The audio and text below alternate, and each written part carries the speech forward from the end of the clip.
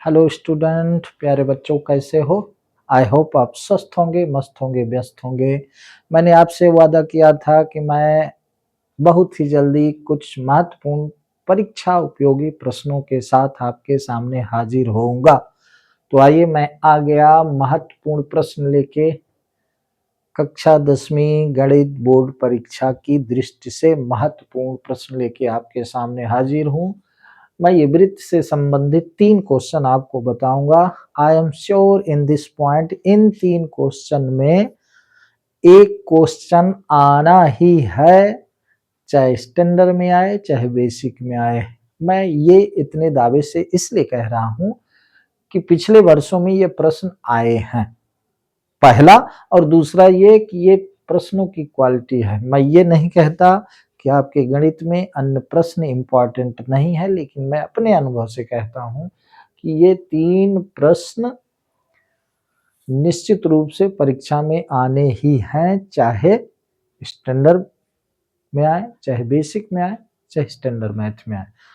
So please, ये तीनों question उदाहरण के हैं, जिसमें से 2 मैंने लिखा है। यहाँ पर मैंने प्रश्न क्रमांक 1 लिखा है, प्रमेय 10.2। आपको पढ़ाते समय भी बताया था कि किसी बाह्य बिंदु से वृत्त पर खींची गई 2 स्पर्श रेखाओं की लंबाई बराबर होती है। ये प्रमेय बहुत इंपॉर्टेंट है, प्लीज इसे रिवाइज करिएगा। देखिएगा, मैं एक प्रकार से आपका रिवीजन ही कर रहा हूं, लेकिन साथ में अपना अनुभव बता रहा हूं कि ये प्रश्न इंपॉर्टेंट है। ठीक है, दूसरा प्रश्न ये उदाहरण का है। अगर मैं पेज नंबर की बात करूं तो आप देख लेंगे प्लीज। मैथमेटिक्स 167 में उदाहरण 2 लिखा है। इंपॉर्टेंट प्रश्न है भाई, थोड़ा सा टिक है, बिल्कुल सरल है, तो बड़े ध्यान से सुनेंगे। और 10.2 पेज नंबर 166 में 10.2 प्रमेय है। इसके बाद तीसरा प्रश्न मैं यहाँ पर लिखा नहीं हूं। तीसरा प्रश्न आपका इंपॉर्टेंट है, खासकर स्टैंडर्ड की दृष्टि से। पेज नंबर 168 उदाहरण नंबर 3, मैं उसको भी समझाऊंगा। अभी मैं आपको 3 क्वेश्चन समझा रहा हूं और मेरा दावा है इन 3 क्वेश्चन में से एक क्वेश्चन आना ही है आपकी परीक्षा में। देखें प्रश्न क्रमांक 2, अभी मैं समझा रहा हूं। क्या लिखा है? केंद्र O वाले वृत्त पर बाह्य बिंदु T, ये T बाह्य बिंदु है, ये वृत्त का केंद्र O है। तो केंद्र O वाले वृत्त पर बाह्य बिंदु T, ये T बाह्य बिंदु है, बाहर का बिंदु, से 2 स्पर्श रेखाएं TP, ये TP और ये TQ तथा TQ खींची गई हैं। सिद्ध कीजिए कि कोण PTQ बराबर 2 कोण OPQ, मतलब कोण TPQ, ये कोण बराबर है इस कोण के दुगुने के, OPQ के दुगुने के बराबर है। ये हमें सिद्ध करना है। इंपॉर्टेंट प्रश्न है, यकीन करें। ठीक है, तो हम ये प्रश्न क्रमांक 2 कर रहा हूं, अभी 1 नहीं कर रहा हूं। अभी फिर उस थ्योरम को समझाता हूं। तो हल में मैं सीधे आऊं तो यहां हमें लिखना पड़ेगा। क्या लिखना पड़ेगा? दिया है। सीधा ऐसा हम हल करेंगे जो दिया है। दिया है क्या? एक वृत्त जिसका केंद्र O है, एक वृत्त जिसका केंद्र O है, केंद्र O है, बाह्य बिंदु T से, बाह्य बिंदु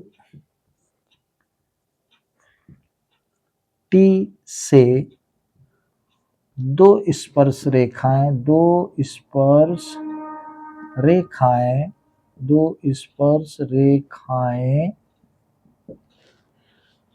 TP तथा TQ खींची गई हैं। ये हम जरूर लिखेंगे, खींची गई हैं। ओके, इतना लिख दिए, ये चीज हमको दी गई है। ठीक है, सिद्ध करना है तो प्रमेय की तरह हम इसको सॉल्व कर दें, कोई दिक्कत नहीं है। सिद्ध करना है, क्या सिद्ध करना है भाई? ये दिया है कोण पी टी क्यू यानी ये कोण पी टी क्यू बराबर 2 कोण ओ पी क्यू। मैंने शुरू में बताया ये कोण इस कोण के दुगुने के बराबर है, 2 कोण ओ पी क्यू। हमें ये सिद्ध करना, बहुत सरल क्वेश्चन है, ईमानदारी से देखिएगा। ठीक है, ये सिद्ध करना है। हमने पी क्यू को मिला लिया। ठीक है, तो रचना में हम लिखें और या ना भी लिखें, पी क्यू को हमने मिला दिया। चूंकि आपके इसमें किताब में ये चित्र बना हुआ है, तो जब प्रश्न पूछा जाएगा तो चित्र के साथ पूछा जाएगा, तो इसमें रचना लिखने की जरूरत नहीं है, ये चित्र के साथ प्रश्न दिया गया है। ठीक है, तो प्रश्न आपका चित्र के साथ आएगा, नहीं आया है तो इस तरह से हम चित्र बना लेंगे। ठीक है, ये सिद्ध करना। तो उपपत्ति करें, हल करें, हम यहां लिख सकते हैं उपपत्ति। ठीक है, अब देखें, बाह्य बिंदु टी है, इससे एक टीपी और टी क्यू दो स्पर्श रेखा खींची गई है। ठीक, तो यहां लिखेंगे चूंकि स्पर्श रेखा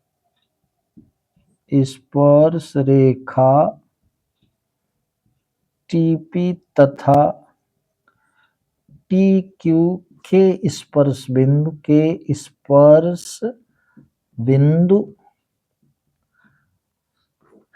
क्रमशः टीपी का है पी और क्यू है, ये स्पर्श बिंदु है क्यू, ये टी क्यू स्पर्श रेखा इस वृत्त को क्यू बिंदु पर स्पर्श करती है और टी पी स्पर्श रेखा वृत्त को पी बिंदु पर स्पर्श करती है। अतः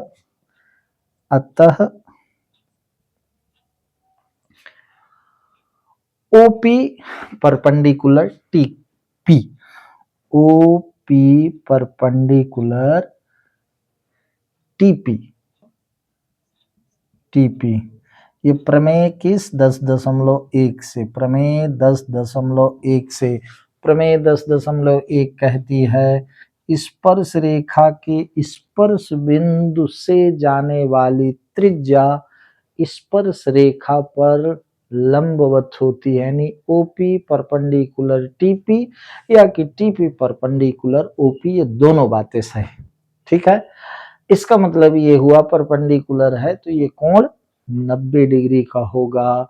तो हम लिखेंगे क्या लिखेंगे कि कोण ओ पी क्यू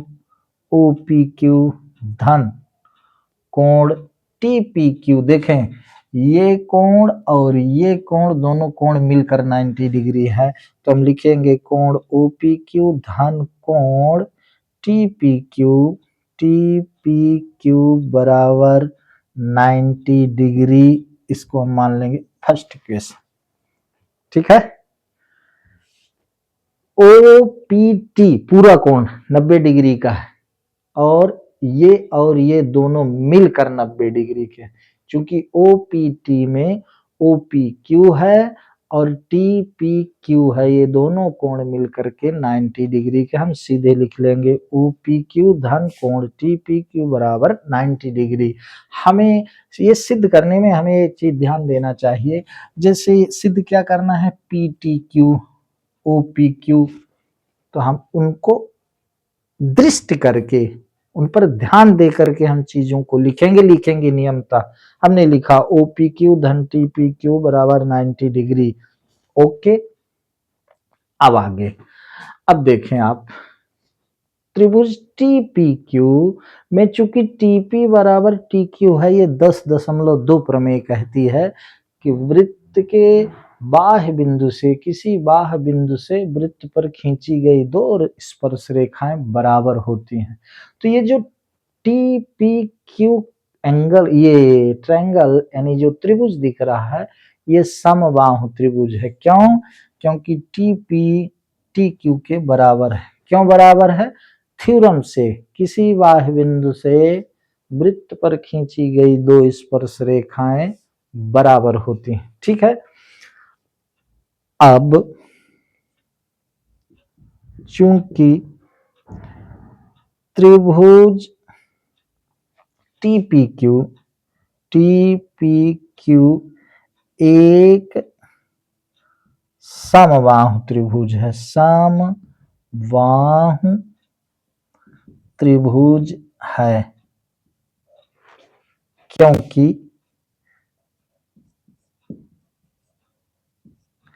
क्योंकि प्रमेय 10.2 अगर हम स्टेटमेंट लिख दें तो और बात है, से प्रमेय 10.2 से टीपी बराबर टी क्यू, इसलिए त्रिभुज टीपी क्यू क्या है, समबाहु त्रिभुज है, क्योंकि टीपी बराबर टी क्यू है। टीपी बराबर टी क्यू क्यों है, क्योंकि बाह्य बिंदु से खींची गई दो स्पर्श रेखाओं की लंबाई बराबर होती है, ऐसा आपकी प्रमेय 10.2 कहती है। अतः त्रिभुज के कोण योग नियम से, अतः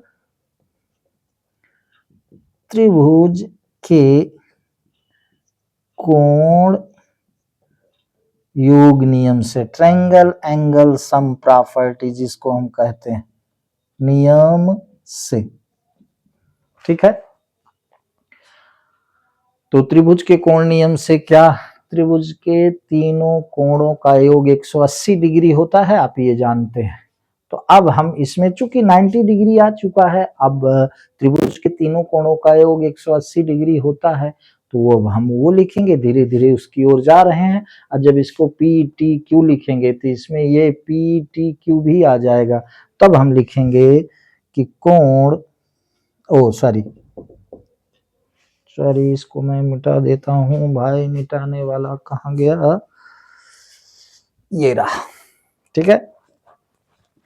क्या लिखेंगे, कोण पी टी क्यू, कोण पी टी क्यू धन कोण टी पी क्यू धन कोण टी क्यू पी बराबर 180 डिग्री। ये ध्यान दीजिएगा, हमने टीपी क्यू त्रिभुज में त्रिभुज के कोण नियम से लिख लिया कि तीनों कोणों का योग कितना होता है, तीनों त्रिभुज के तीनों कोणों का योग 180 डिग्री होता है, मैंने ये लिख लिया। अब ध्यान दीजिएगा, कोण टीपी क्यू और टी क्यू पी, कोण टी पी क्यू ये कोण इस कोण के बराबर है। क्यों बराबर है, क्योंकि टी क्यू और टी पी ये भुजा बराबर है, ठीक है। तो एक आप प्रमेय पढ़े होंगे, त्रिभुज के बराबर भुजाओं के सम्मुख कोण बराबर होते हैं, ठीक है। इंग्लिश में कहते हैं equal side opposite angle are also equal, so T P Q, कोण टी पी क्यू बराबर कोण टी क्यू पी, क्योंकि ये टी पी और टी क्यू साइड बराबर है। इतना आप वीडियो रोक कर लिखिएगा प्लीज, ये 4 नंबर के क्वेश्चन में आ सकता है, ठीक है, 3 में आ सकता है, तो इसे आप वीडियो रोक कर लिखिएगा। मैं मिटाऊंगा, इसके बाद आगे रखूंगा, ध्यान रखिएगा, हमें सिद्ध ये करना है, यहीं से मैं आगे करूंगा। यहाँ पर ओ पी क्यू धन टी पी क्यू बराबर 90 डिग्री है, ये समीकरण 1 है, इसी से वैल्यू मैं उसमें रखूंगा, तो मिटा दूं इसको, प्लीज वीडियो रोक कर लिखिएगा, ये मैं मिटा रहा हूं, ये ठीक है।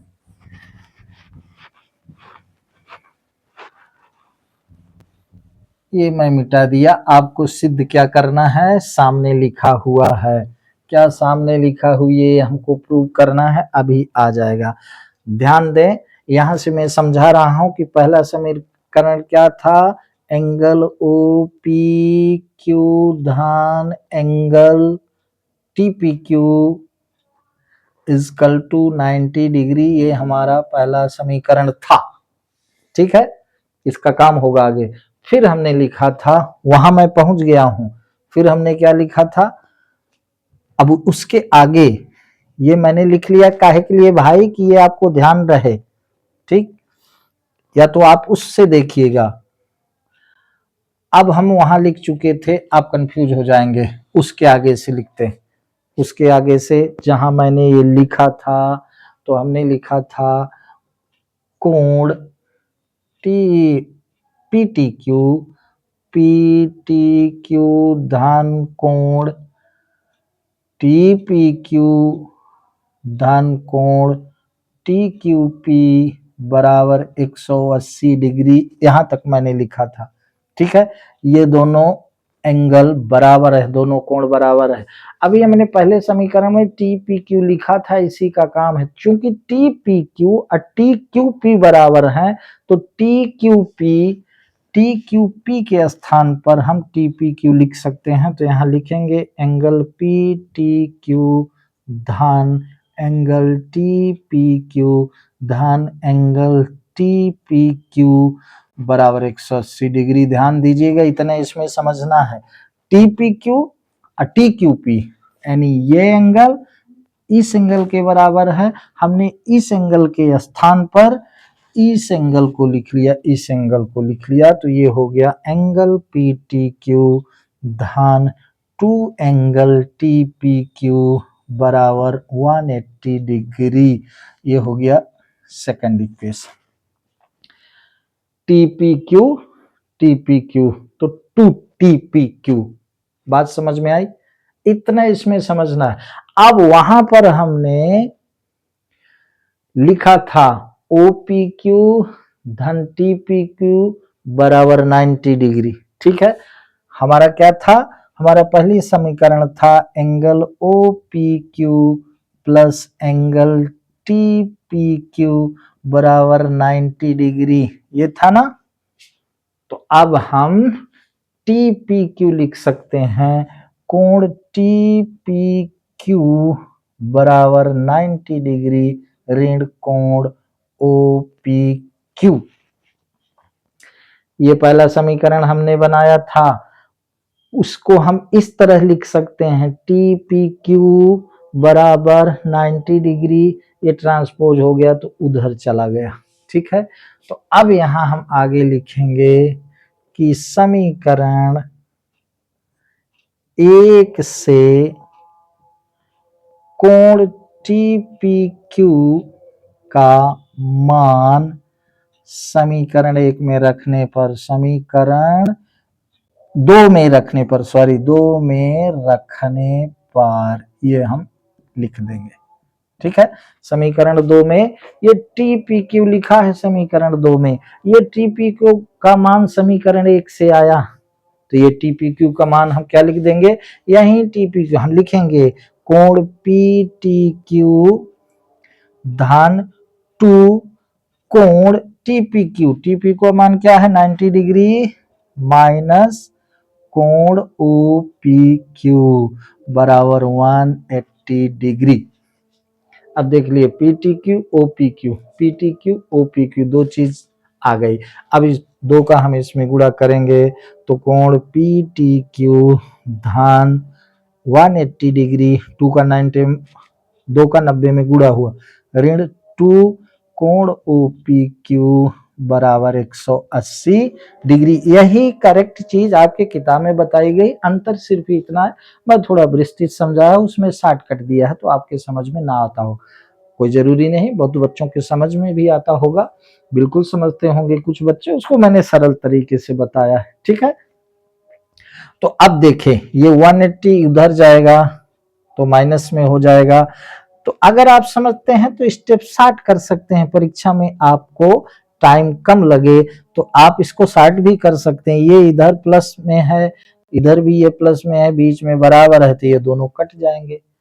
अब सीधे आप लिख सकते हैं एंगल पी टी क्यू बराबर, ये बराबर के उधर जाएगा तो पॉजिटिव हो जाएगा, 2 एंगल ओ पी क्यू, ये सिद्ध हुआ, ये सिद्ध हो गया।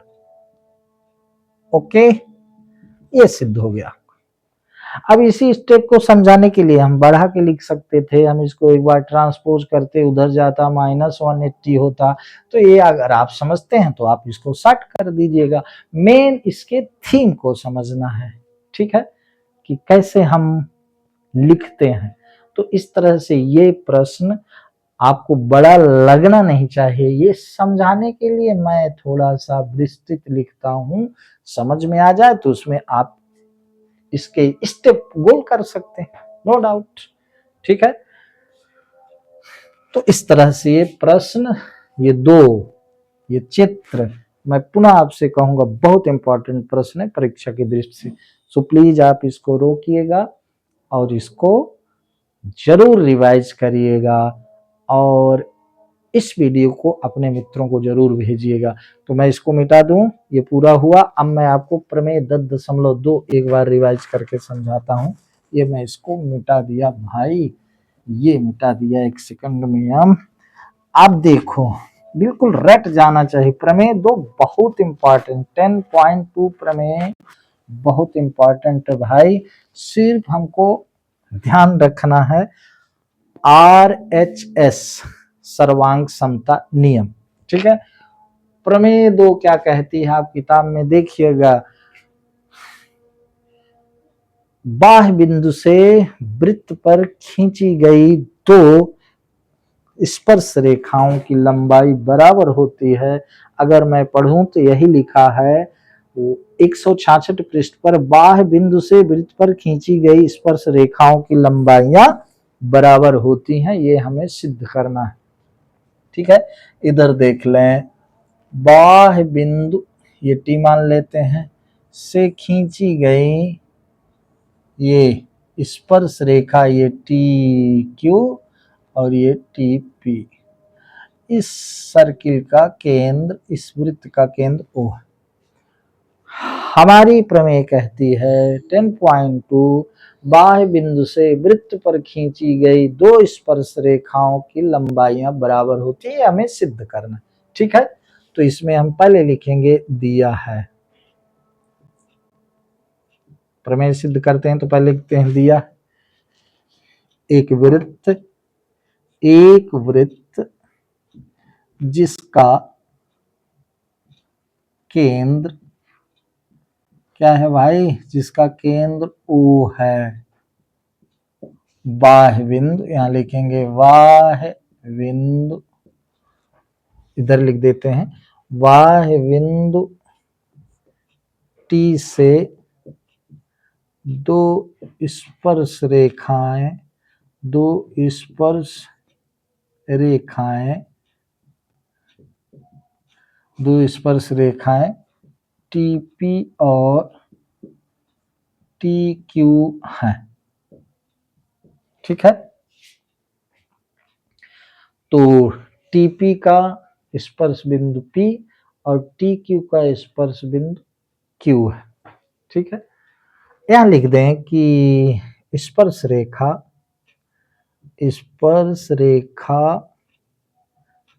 TP और TQ का स्पर्श बिंदु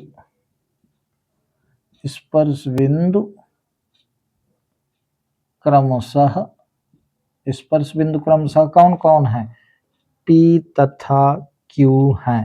P तथा Q हैं, ये भाई स्पर्श बिंदु TP स्पर्श रेखा का स्पर्श बिंदु P है और TQ स्पर्श रेखा का स्पर्श बिंदु Q है। सिद्ध करना है हमें, क्या सिद्ध करना है भाई, सिद्ध करना है, हमें सिद्ध करना है। क्या सिद्ध करना है कि TP बराबर TQ, यही ना सिद्ध करना है कि स्पर्श रेखाओं की लंबाई बराबर होती है। अब यहाँ रचना, हम रचना करेंगे। रचना क्या करेंगे, OP OQ तथा OT को मिलाया, या ऐसा लिख देंगे मिलाया।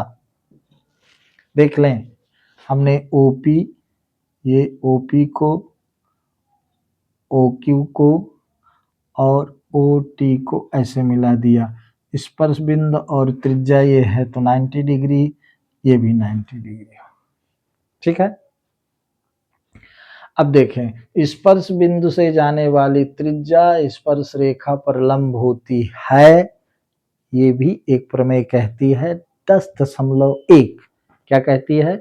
इस स्पर्श रेखा के स्पर्श बिंदु से जाने वाली त्रिज्या ओपी त्रिज्या है, पी स्पर्श बिंदु है, तो टीपी पर ये परपेंडिकुलर है अर्थात 90 डिग्री। ठीक है, उपपत्ति में आ जाइए। उपपत्ति में आ गए, है ना। त्रिभुज ओपीटी तथा त्रिभुज ओक्यूटी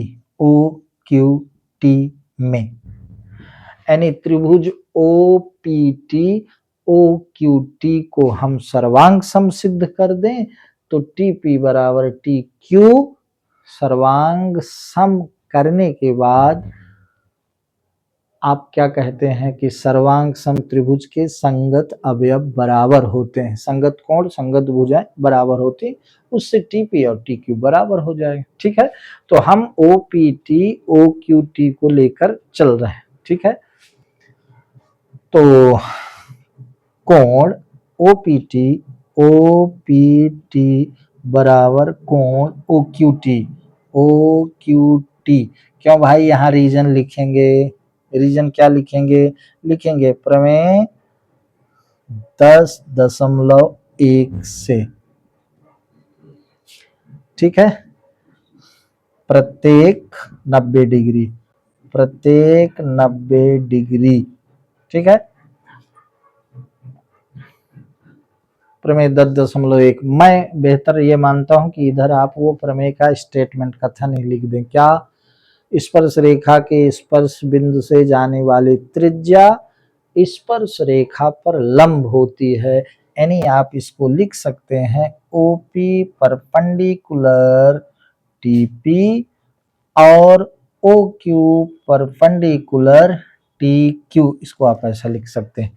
तो ये रीजन देंगे कि क्यों 90 डिग्री, तो ये आर राइट एंगल ट्रायंगल मतलब 90 डिग्री, एच 90 डिग्री के सामने का जो भुजा होती है वो हाइपोटेनस कहलाती है, कर्ण कहलाती है। ठीक है, तो ओटी बराबर ओटी, ये क्यों बराबर भाई? उभयनिष्ठ भुजा, उभयनिष्ठ भुजा है ये उभयनिष्ठ भुजा है, ये दोनों एंगल के लिए है, तो ओटी बराबर ओटी। ठीक है, आर एच एस, एस मतलब एक साइड, तो एंगल ओपीटी बराबर एंगल ओक्यूटी हो गया, ये हमने कारण बता दिया। ओटी बराबर ओटी है, ये उभयनिष्ठ भुजा है, उभयनिष्ठ भुजा है।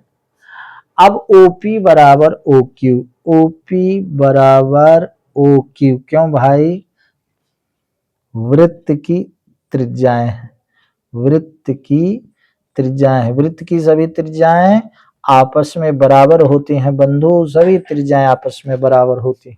तो आप देख लें आर मतलब राइट एंगल मतलब 90 डिग्री का कोण, ये दोनों बराबर। एच हाइपोटेनस कर्ण, ओटी दोनों में उभयनिष्ठ है, तो ओटी बराबर ओटी, दोनों मतलब इस त्रिभुज में इस त्रिभुज की, इन दोनों की बात कर रहा। ओपी इसमें भी ओपी है, रेडियस है, इसमें ओक्यू है, ये रेडियस है। वृत्त की सभी रेडियस सभी त्रिज्याएं आपस में बराबर होती हैं, अतः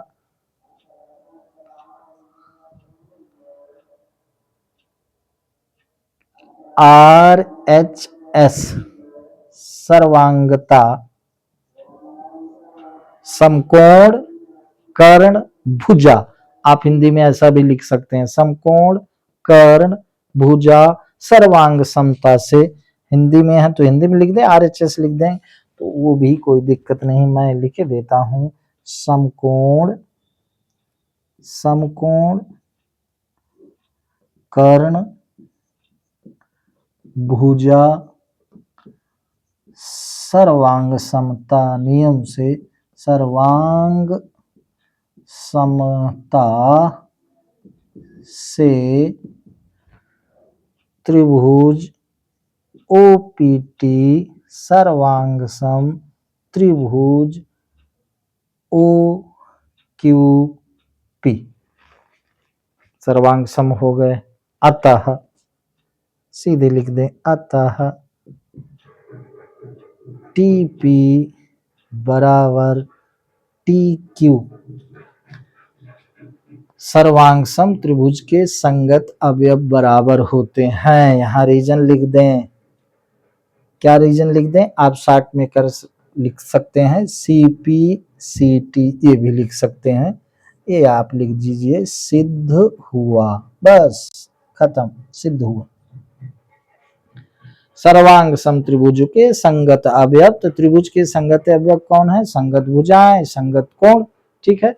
तो ये टीपी बराबर टी क्यू, यही हमको प्रूव करना था। आपको पुनः मैं याद दिला दूं, ये प्रमेय आपके लिए बहुत इंपॉर्टेंट है और बहुत सरल है। सिर्फ आपको ध्यान रखना है इस फिगर को, और ध्यान रखना है RHS, समकोण कर्ण भुजा सर्वांग समता प्रमेय। तो अगर आप इतना जानते हैं कि स्पर्श रेखा के स्पर्श बिंदु से जाने वाली त्रिज्या स्पर्श रेखा पर लंब होती है, तो यहाँ 90 बन जाएगा, ये जरूर लिखेंगे। तो इस तरह दैट्स ऑल। ये आपका प्रश्न 1 जिसको मैंने माना था, यानी कि 10.2 प्रमेय, ये आपके सामने ब्लैक बोर्ड में, प्लीज इसे रिवाइज करिएगा, इसे देखिएगा। ओके, तो ये हो गया 2 प्रश्न। महत्वपूर्ण प्रश्न मैंने टॉपिक बनाया है, इसलिए परीक्षा की दृष्टि से मैं इसको मिटा देता हूं। अब आप आ जाइए स्टैंडर्ड मैथ के दृष्टि से, आप देख लें।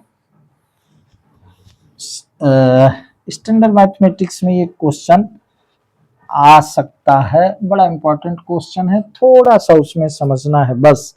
आप किताब में जाएंगे तो वहां लिखा है, मैं पेज बता देता हूं, पेज नंबर 168, उदाहरण 3, 5 सेंटीमीटर त्रिज्या के एक वृत्त की 8 सेंटीमीटर लंबी एक जीवा है। इस प्रश्न को प्लीज इसको भी ध्यान से देखेंगे, चित्र मैं बना रहा हूं यहाँ पर।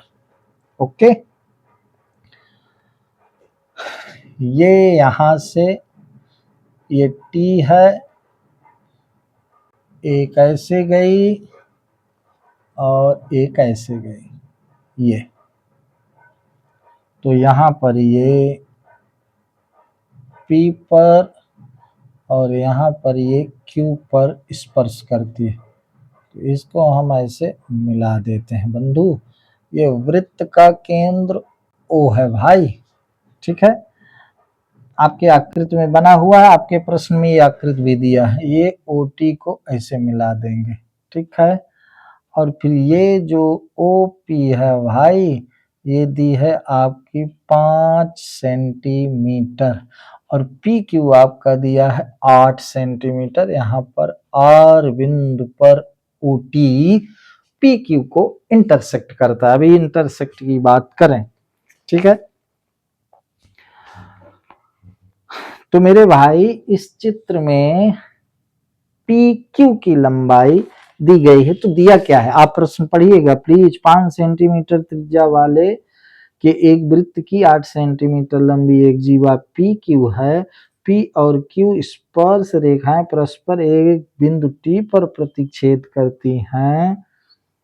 TP की लंबाई ज्ञात कीजिए। लिखा है P और Q पर स्पर्श रेखाएं परस्पर एक बिंदु T पर प्रतिच्छेद करती, तो ऐसा भी कहा जा सकता है कि ये T बाह्य बिंदु से एक TP और एक TQ खींचा गया, ठीक है ना। तो मैं हल पर सीधे जा रहा हूं, आपको पुनः ध्यान दिला दूं, पेज नंबर 168, उदाहरण नंबर 3। उदाहरण 3 है, ये बहुत इंपॉर्टेंट प्रश्न है, प्लीज। उदाहरण 3, पेज आपका क्या है, पेज भी लिखा देता हूं, 168 पेज नंबर पर उदाहरण नंबर 3 का क्वेश्चन देखिएगा, बहुत इंपॉर्टेंट क्वेश्चन है, ठीक है। ये 8 सेंटीमीटर PQ दिया है, ठीक है। मैं हल कर रहा हूं, हल यहाँ पर, ठीक। एक वृत्त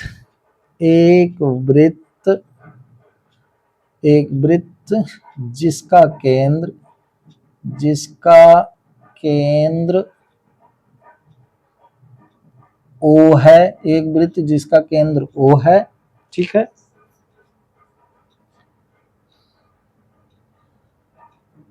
TP और TQ दो स्पर्श रेखाएं, दो स्पर्श रेखाओं के स्पर्श बिंदु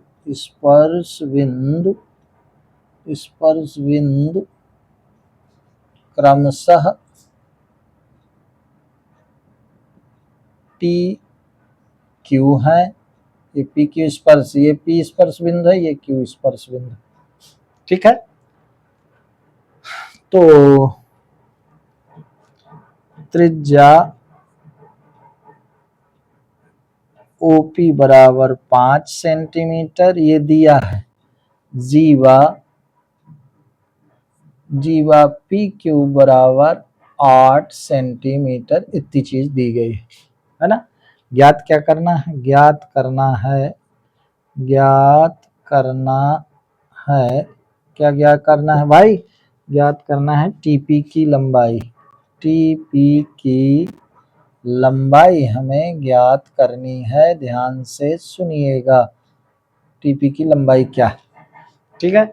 यानी स्पर्श रेखा की हमें लंबाई ज्ञात करनी।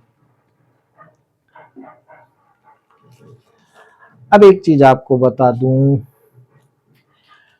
कि TPQ एक समबाहु त्रिभुज है। क्यों समबाहु त्रिभुज है, बाह्य बिंदु T से स्पर्श रेखाएं गई हैं, एक TP गई है, एक TQ गई, ठीक है। तो यहां लिखेंगे चूंकि बाह्य बिंदु T से दो स्पर्श रेखाएं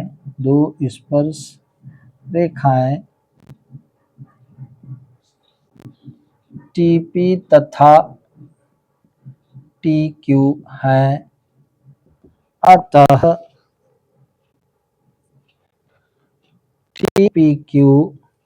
त्रिभुज TPQ एक समबाहु त्रिभुज है जिसमें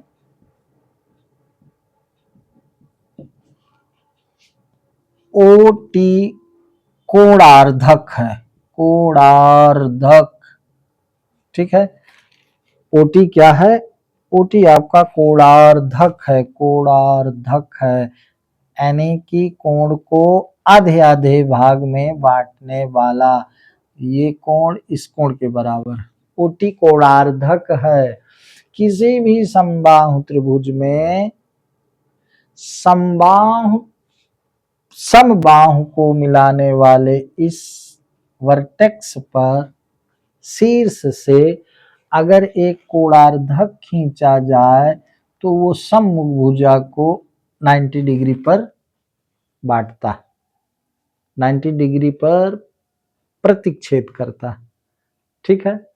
तो OT तब परपेंडिकुलर PQ होगा, ये समझ लीजिए। OT परपेंडिकुलर, OT लंबवत PQ होगा। ये OT PQ के लंबवत होगा। ये थोड़ा सा मैं आपको शॉर्टकट में समझा रहा हूं, क्यों, हम पिछले पढ़े होंगे किसी भी समबाहु त्रिभुज में बराबर भुजाओं को मिलाने वाला शीर्ष से अगर एक कोणार्धक खींचा जाए तो वो समभुजा को लंबवत विभाजित करता है, ठीक है। यहाँ इतना समझना है, ये चीज लिखना है। तो ये कोण कितने का हो गया भाई, 90 डिग्री, ठीक है। अब एक आप प्रमेय पढ़े होंगे कि वृत्त के केंद्र से जीवा पर डाला गया लंब जीवा को समद्विभाजित करता है। चूंकि हम जानते हैं, अब ये ये परपेंडिकुलर होगा तो कोण टीआरपी बराबर कोण ओआरपी बराबर 90 डिग्री हो गया भाई। ये परपेंडिकुलर हो गया तो इधर का भी कोण इधर का भी कोण ये दोनों 90 डिग्री के हो गए ना। इसका रीजन और भी है, मैं अगर एक सरसरी निगाह से बताऊं तो इसको हम ऐसे भी सिद्ध कर सकते हैं कि OPT और OQT इन दोनों को हम क्या कर दें, इन दोनों को हम सर्वांग सम कर दें। साइड साइड भुजा भुजा से सर्वांग सम होगा। जब सर्वांग सम हो जाएगा तो ये कोण इस कोण के बराबर हो जाएगा, तब हम कह सकते हैं कि ये कोणार्धक है तो ये 90 डिग्री पर। बट इतना भी हम लिख देंगे सफिशिएंट है, चलेगा। ठीक है, हम जानते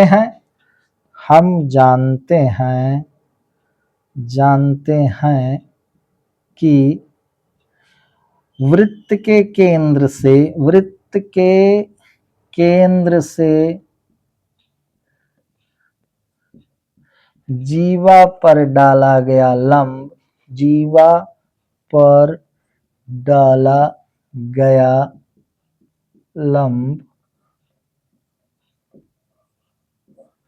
को समद्विभाजित करता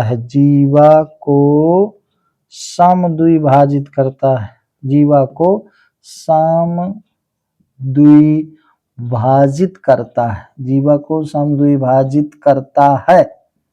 मेरे भाई इस बात को समझिएगा, ये वृत्त के केंद्र से ये जो OR है ये जीवा पर लंबवत है, तो OR अभी हमने सिद्ध किया 90 डिग्री, तो OR इस पर PQ पर लंबवत है, इसलिए OR PQ को बराबर भाग में बांटेगा। तो PQ कितना है 8 है, तो PR कितना हो जाएगा 4। अतः यहां लिखेंगे अतः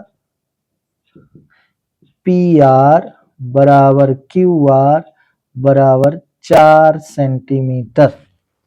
और भी तरीके से लिख सकते हैं, हम लिख सकते हैं कि PR धनाRQ बराबर PQ, तो PR बराबर RQ, तो 2PR बराबर PQ, तो 2PQ 8 है, तो ऐसा भी लिख सकते हैं, आप समझते होंगे, वो लिखने की आवश्यकता नहीं।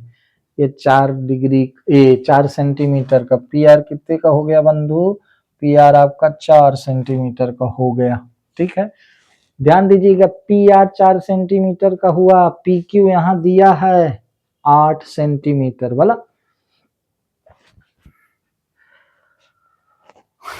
अब समकोण त्रिभुज,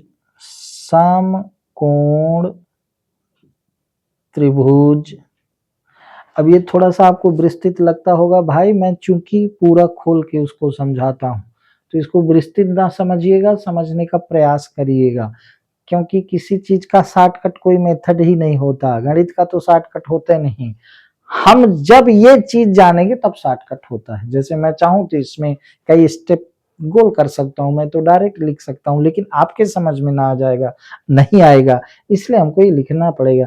अब समकोण त्रिभुज ORP में पाइथागोरस प्रमेय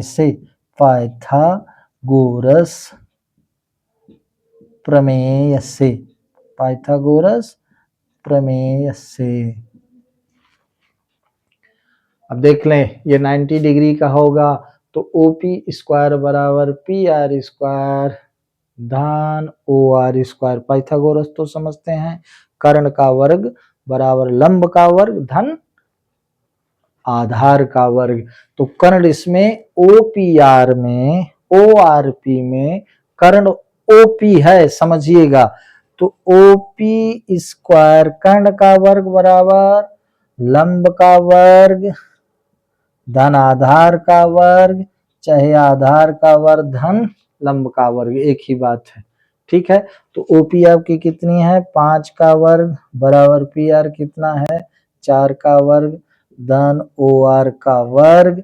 आप समझ गए होंगे 25 माइनस 16 बराबर OR का वर्ग, तो यहाँ आ गया 9 बराबर OR का वर्ग। तो इसको आप लिख सकते हैं ओ आर का वर्ग O R square is equal to 3 square, तो ओ आर इजकल टू आपका आ गया 3। थोड़ा सा बड़ा क्वेश्चन है, 5 नंबर 4 नंबर में आएगा पक्का। ओ आर कितना आ गया 3 का। जो बच्चे इसको समझते हैं पाइथागोरस तो तुरंत देख के समझ जाएंगे ओ आर 3 आएगा। ये ओ आर आ गया 3 आ गया ना।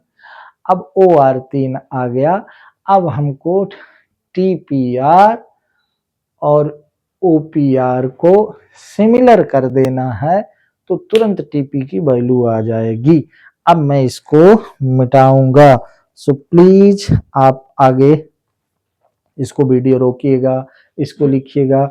अब मैं सीधे आगे जा रहा हूं, यहाँ मैं लिखे दे रहा हूं, ये ओ आर आ गया 3, ठीक है। तो इसको मैं मिटाऊंगा। अब इसके बाद आप वीडियो रोकिएगा, प्लीज लिखिएगा, इसके आगे हम चलते हैं। ठीक, थोड़ा सा ये बड़ा क्वेश्चन है, बिल्कुल नहीं घबराएं, आप करेंगे बिल्कुल सस्ता से हो जाएगा। आप समझिएगा, आप ध्यान दीजिएगा, आप प्रश्न पर हम जा रहे हैं, टीपी की वैल्यू अब आपको समझाएंगे। अब यहां देखें, टीपीआर में ये 90 डिग्री का है, तो टीटीआर और टीपीआर दोनों मिलकर के 90 डिग्री क्यों होंगे ना, क्योंकि ये तो ऑलरेडी 90 डिग्री का है। हम इसको ऐसा लिख दें, बिल्कुल ये ओरली आप समझ सकते हैं, अगर पुरानी बात जानते होंगे। नहीं लिखेंगे, अब समकोण त्रिभुज, समकोण त्रिभुज टी आर पी में, टी आर पी में, टी आर पी में लिख रहा हूं, कोण T R P, T R P धन कोण T P are, T P are धन कोण P T R, P T are बराबर 180 डिग्री। अब भाई टीआरपी 90 डिग्री का उधर दिख रहा है ना, तो यहाँ जब हम 90 डिग्री लिख देंगे, अब इसको हम ट्रांसपोज करेंगे, माने पक्षांतर करेंगे, तो भाई वो भी तो आ जाएगा 90 डिग्री। तो ये उधर गया, तो कोण टी पी आर धन कोण पी टी आर बराबर 90 डिग्री, ये आ गया बंधु। फर्स्ट इसको हम मान लें, ठीक है।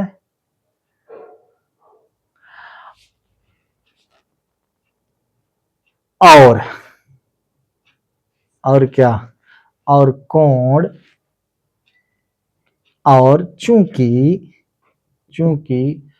ओपी परपेंडिकुलर टीपी है, अतः अब समझिएगा, यहाँ पर ये 90 डिग्री है भाई, 90 डिग्री है, तो O P R R P O जो भी कहें, ये कोण मिलकर भी तो 90 डिग्री होगा। तो हम लिखेंगे कि कोण ओ पी आर, अतः कोण ओ पी आर धन कोण टी पी आर बराबर भी 90 डिग्री। ये दूसरा इक्वेशन आपका हो गया।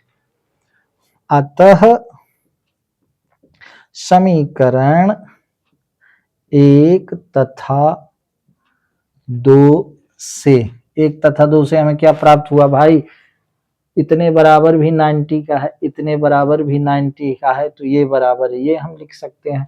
तो कोण टी पी आर धन कोण पी टी आर बराबर कोण ओ पी आर धन कोण टी पी आर।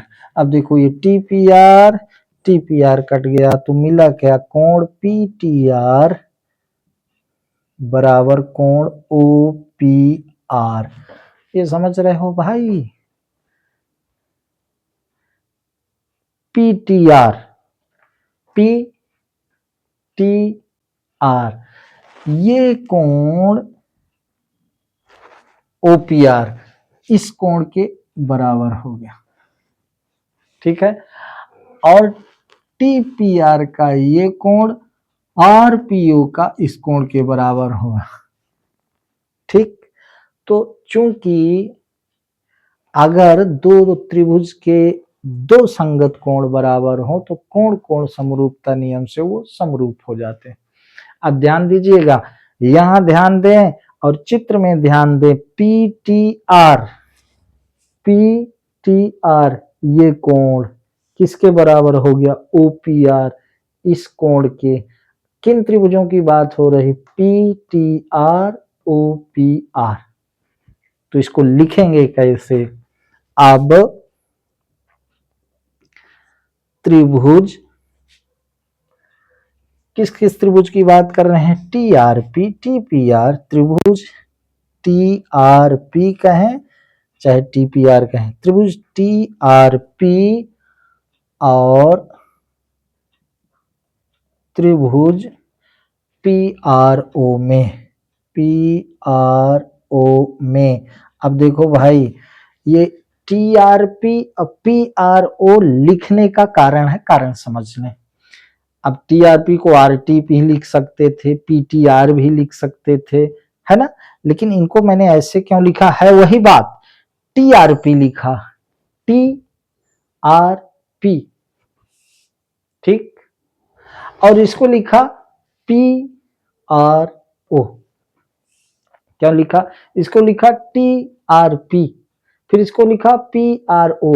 इसको टी आर पी इसलिए लिखा कि ये कोण इस कोण के बराबर है, फिर संगत भुजाएं गड़बड़ हो जाएंगी। भला संगत भुजाएं सही होना चाहिए। इस घुमाएंगे चित्र को, त्रिभुज को, तो संगत भुजा के ऊपर ही संगत भुजा आनी चाहिए। ठीक है, तो इसको लिखा T P R, O sorry T R P, उसको लिखा ना T R P, T R P, R 90 degree का है, इसलिए उसको लिखा पी आर ओ, क्योंकि टी पी के बराबर है और आर 90 डिग्री का है। तो यहाँ टी आर पी 90 डिग्री का है, तो यहाँ पी आर ओ 90 डिग्री का है। तो आप देख लें दोनों के बीच में आर 90 डिग्री का आया, टी बराबर है एंगल पी के। ठीक है, में कोण पी टी आर, या लिख दें कोण टी पी आर, ठीक है, कोण पी टी आर, कोण पी टी आर बराबर कोण ओ पी आर। सिद्ध कर चुके हैं, ये ऊपर सिद्ध कर चुके हैं, सिद्ध कर चुके हैं। और कोण टी आर पी, कोण टी आर पी बराबर कोण P R O, P R O, ये 90 डिग्री, ये भी सिद्ध हो चुका है। ठीक है, अतः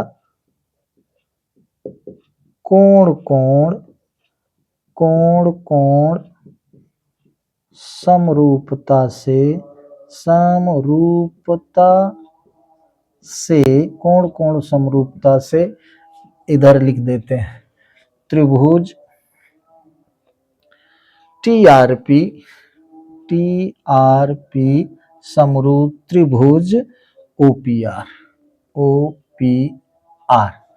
अब समरूप त्रिभुज के संगत भुजाओं का अनुपात बराबर होता है। ठीक है, तो यहां लिख लेंगे टीपी बटे ओ आर। टीपी ज्ञात करना है, इसलिए टीपी बटे ओ आर। ठीक है, और आरपी बटे आरपी पी आर, आरपी बटे पी आर, आरपी बटे पी आर, आरपी बटे पी आर। कुछ गलत कर रहे हैं, टीपी बटे ओ आर नहीं, ओपी, टीपी बटे, इसको गलत लिखा हूं, पी आर ओ, इसको हमको लिखना है P R O, P R O. ठीक है, ये हम त्रिभुज लेके चले थे TRP और PRO, यही ध्यान देना पड़ेगा, नहीं गड़बड़ हो जाएगा, ठीक है। तो TP बटे PO, TP बटे PO बराबर RP बटे RO, RP बटे RO, RP बटे RO, TP बटे PO, ठीक है। TR बटे PR इसका काम है नहीं, तो TP कितना है 5 है, PO कितना है भाई, तो PO TP कितना है, TP हमें सॉरी TP तो हमें फाइंड करना है, PO 5 है और RP कितना है 4 है, RO कितना है 3 है, तिर्यक गुणा कर देंगे तो TP बराबर 20/3 सेंटीमीटर ये सिद्ध हो गया। मुझे लगता है आप परेशान तो नहीं हुए भाई, सिर्फ हमको त्रिभुज TRP और PRO को समरूप प्रूव करना है। ये एंगल 90 डिग्री का है, कैसे हुआ शुरू में बताया, और इस एंगल को इस एंगल के इक्वल प्रूव करना है। इतनी सी कहानी है जिसके लिए हमको ये करना पड़े, और हमको TP की लंबाई ज्ञात करना है। तो आप देखें TP बराबर 20/3 हो गया। तो ये जो सारा लिखा जाता है ये चित्र पर आधारित है बेटे, इसमें परेशान नहीं होना है। अब इसमें तो देखो हमने PTR त्रिभुज को हम लेकर चले, तो वैसे तो आप अगर समझते हैं तो TPR त्रिभुज में अगर ये 90 डिग्री का है तो इसका सम 90 का होगा, सीधे लिख लो। क्या लिख लो, PTR और TPR बराबर 90 डिग्री, और इसका सम 90 डिग्री है। कंपेयर कर दो, तुलना कर दो, तो ये कोण इस कोण के बराबर हो गया, ये कोण इस कोण के बराबर पहले प्रूव कर चुके हैं। तो कोण कोण समरूपता से ये त्रिभुज समरूप हो गए। इंपॉर्टेंट है खासकर स्टैंडर्ड की दृष्टि से प्रश्न। आपको समझ में आया कि नहीं आया बताना है, कि कोई दिक्कत है प्लीज कमेंट बॉक्स में लिखिएगा। वैसे मैं पुनः आपको ध्यान दिला दूं, आज जो ये 3 क्वेश्चन मैंने आपको बताया, ये परीक्षा की दृष्टि से मेरे हिसाब से 90% इनके आने की संभावना है, 90 से 95%। आगे क्या होता है ये तो हम तैयारी करते रहें। पुनः मैं आपको कहूंगा, हमारे पढ़ाई में हर बात हर प्रश्न इम्पोर्टेंट है, लेकिन मैंने इम्पोर्टेंट इसलिए कहा अनुभव के आधार पर, क्योंकि इस प्रकार के प्रश्न दिए जाते हैं लॉजिकल, तार्किक। तो प्यारे बच्चों आज बस इतना ही। पुनः मैं आपसे कहूंगा कि मेरे वीडियो को प्लीज लाइक करिएगा, कमेंट्स में अपनी बात रखिएगा, इस वीडियो को आप अपने मित्रों को भेजिएगा, और मेरे गणित के channel you can do maths को सब्सक्राइब करिएगा। पुनः मिलता हूं आपसे 50 इंपॉर्टेंट ऑब्जेक्टिव टाइप प्रश्नों के साथ विद सॉल्यूशन आपको समझाऊंगा। लेकिन बता दूं, अगर आपने ईमानदारी से नहीं पढ़ा है तो 50 नहीं चाहे 500 ऑब्जेक्टिव आपके सामने रख दें, अगर उसका रीजन आप नहीं जानते हैं तो हल करना मुश्किल हो जाएगा। इसलिए मैं शुरू से आपको कहता हूं कि हमें बेसिक उस थीम को समझना है। फिर भी मैं आपके सामने लाऊंगा 50 इंपॉर्टेंट ऑब्जेक्टिव वस्तुनिष्ठ प्रश्न। आज बस इतना ही। जय हिंद।